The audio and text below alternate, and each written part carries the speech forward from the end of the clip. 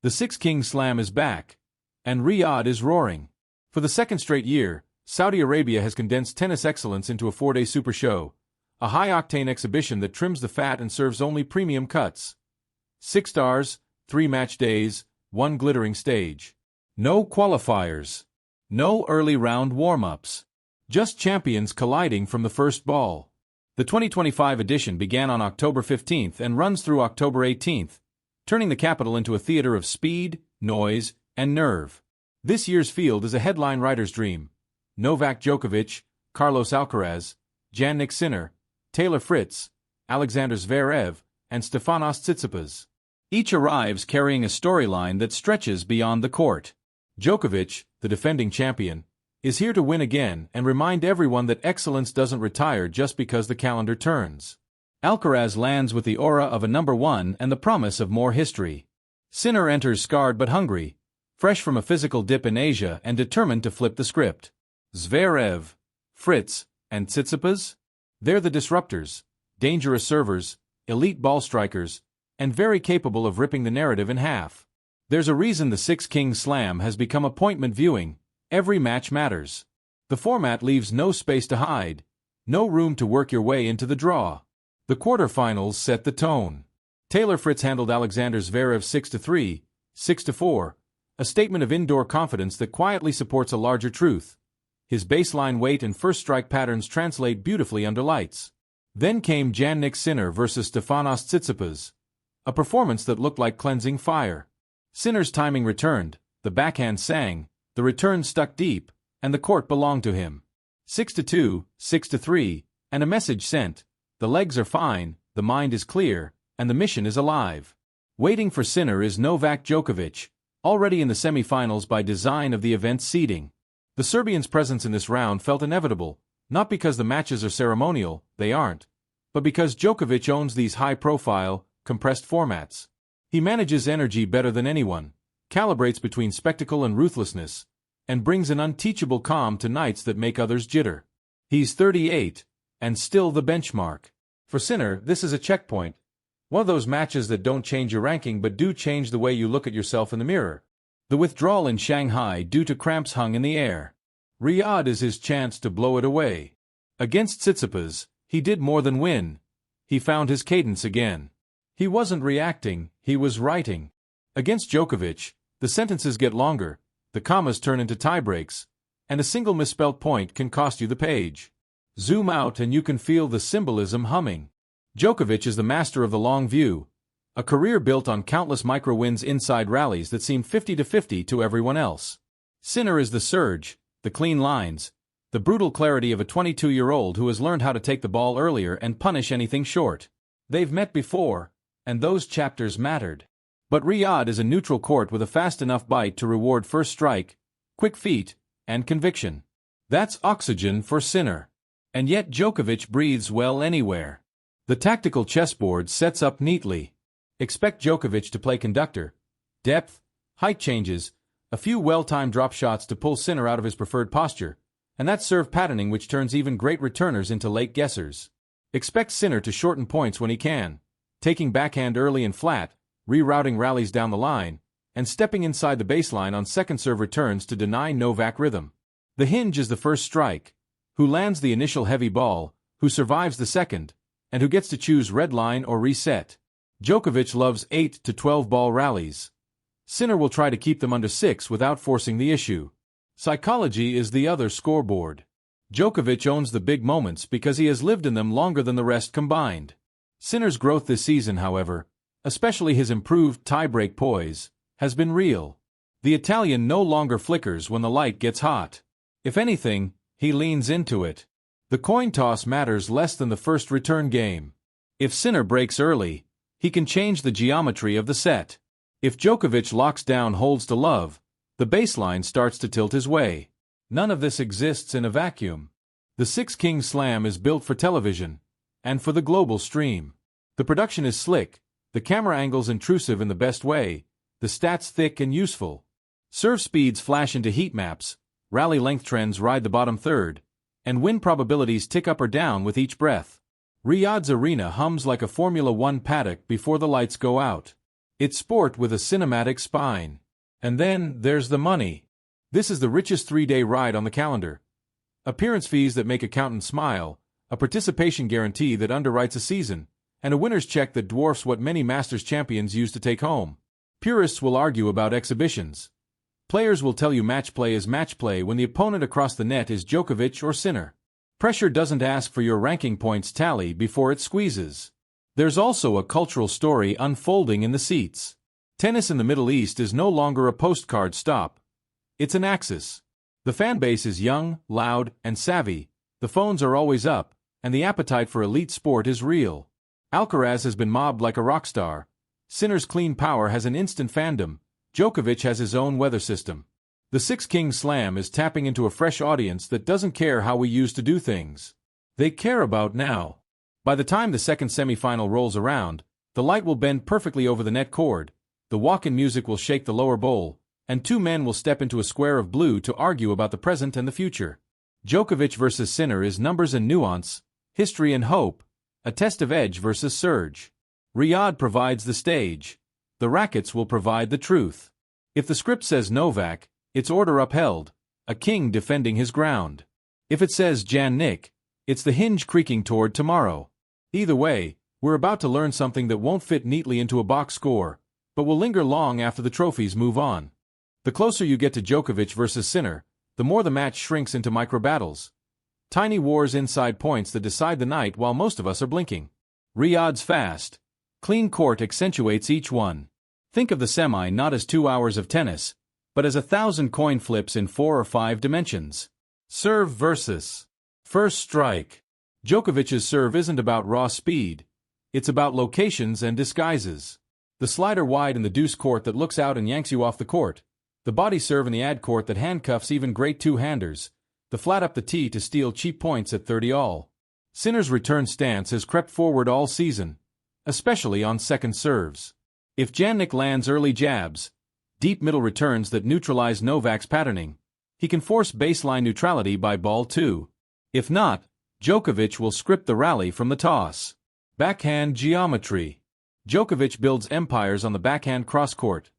High, heavy at times, deep, and almost never short. It's where he reads timing and extracts errors. Sinner's backhand, though, is one of the few in the world that can stand up to that drumbeat. When he takes it early and flat, angles open that most players can't find. The moment Sinner goes down the line off that wing, watch Djokovic's feet.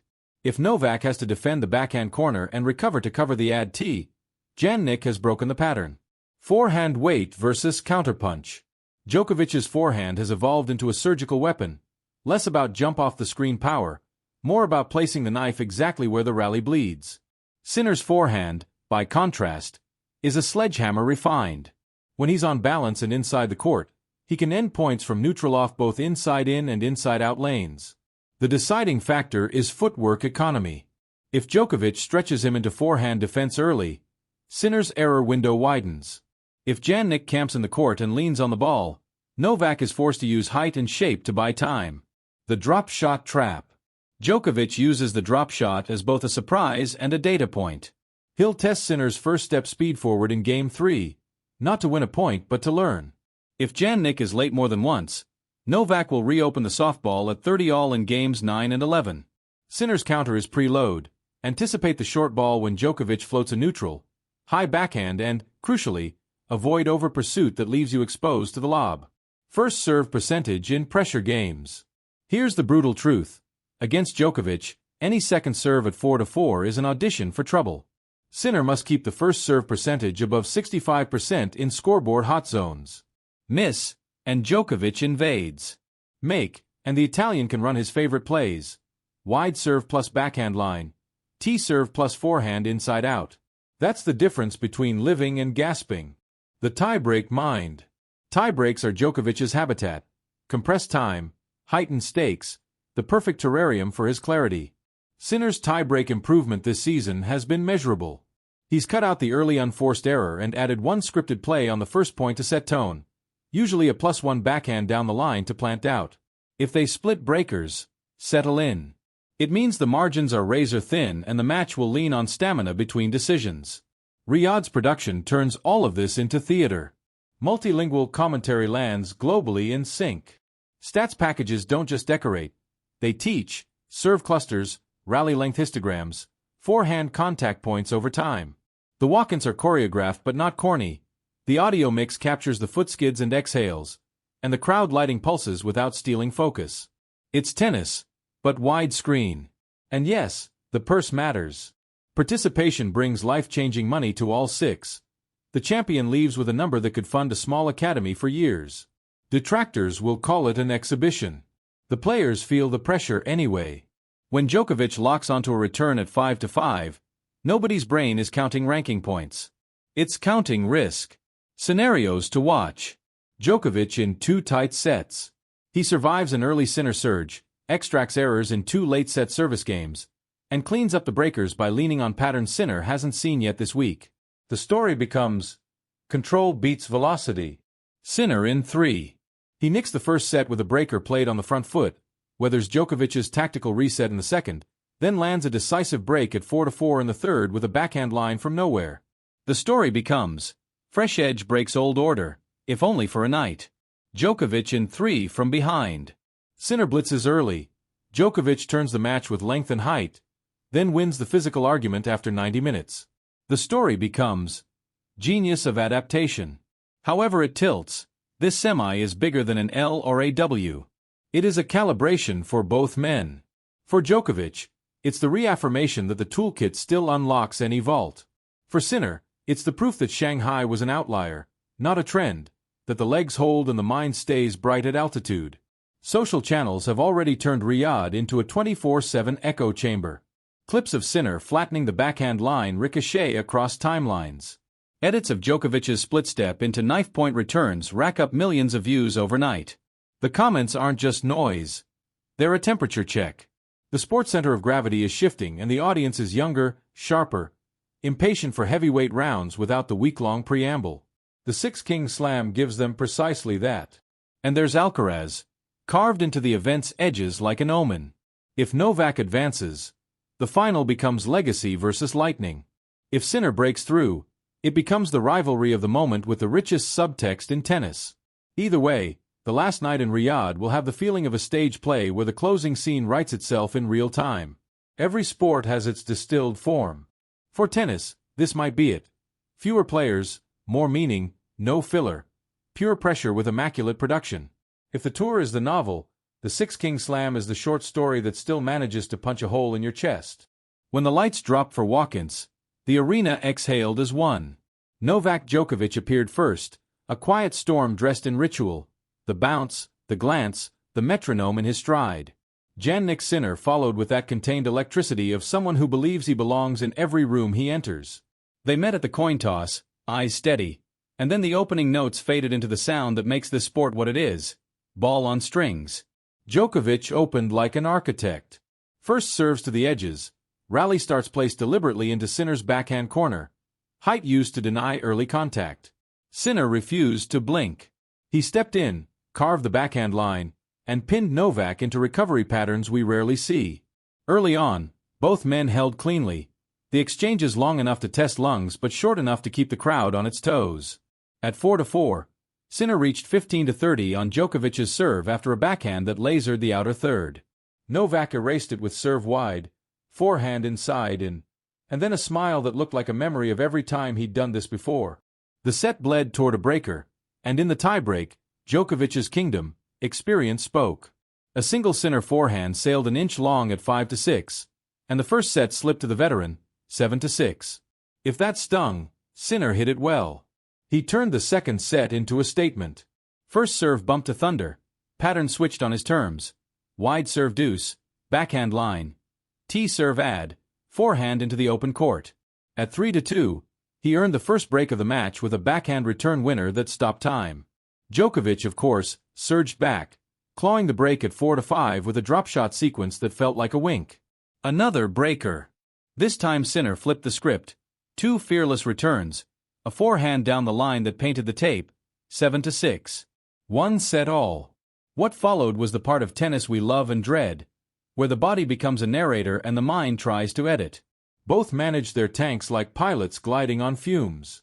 Djokovic layered in more slice to drag Sinner's contact point down. Sinner answered with earlier takes and flattened drives that cut the court. At 4-4, Djokovic faced break point. He chose audacity, serve and drop, then a tightrope lob over a desperate stretch. Deuce, then hold, and a guttural roar that cracked the ceiling. Sinner's turn. A tight forehand clipped the net and drifted long. The first crack. Djokovic leaned in, seized the baseline with 2 backhand cross-court lashes, and finished with the dagger, backhand down the line into the postage stamp. Break. Serving for the match, he sealed it with first serve precision and a feathered volley. 7-6, 6-7, 7-5. It wasn't a semi-final. It was a referendum. At net, there was no theater, just reality. They smiled, talked briefly, and squeezed hands like men who understand the cost of nights like this. Djokovic raised his arms toward the rafters, not in boast but in thanks. Sinner gathered his things with the calm of a player who knows his season didn't shrink tonight. It expanded. The afterglow traveled instantly. Social feeds detonated with side-by-side point breakdowns. Slow motion of Sinner's backhand contact at knee height. Djokovic's split-step freeze frame just before a return missile. Former champions called it a mini-classic. Analysts circled specific inflection points. Novak's choice to float height mid-third. Sinner's shift to backhand line aggression at 2-2 in the second. As evidence that this wasn't just ball bashing. It was high art with an oxygen debt. What does it mean? For Djokovic, it's another stitch in a tapestry that keeps refusing to fray. He's still the master of momentum. Still the best crisis manager the sport has known. Back-to-back Six Kings titles are within reach. And while ranking points won't log this, memory will. He leaves the court with more than a win. He carries the psychological equity that tends to compound in November.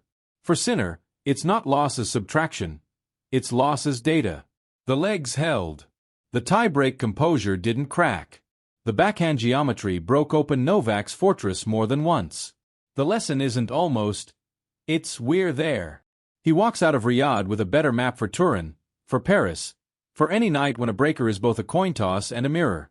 And for the Six Kings Slam? It keeps its promise. The event doesn't pretend to be the tour. It doesn't need to. It is tennis at 1.25x speed. Production that flatters the sport, a format that strips away the warm-up acts, and a crowd that embraces theater without losing respect for the craft. Purists can debate exhibitions. The players keep signing up. Nights like this explain why. The final now tilts toward its own myth. If it's Djokovic versus Alcaraz, it's the continuum. Legacy against youth, patience against velocity, a chess match that sells itself in 10 languages.